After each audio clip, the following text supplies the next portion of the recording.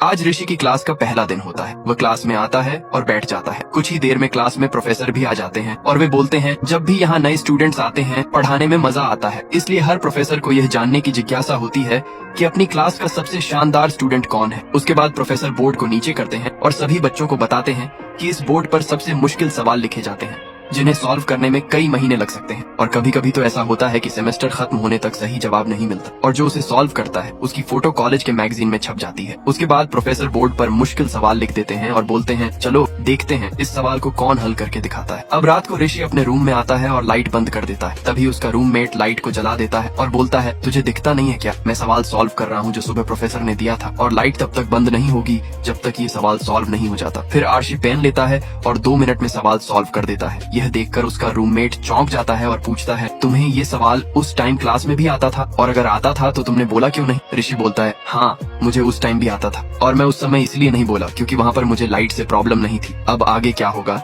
ये देखने के लिए पार्ट 2 के लिए लाइक करें।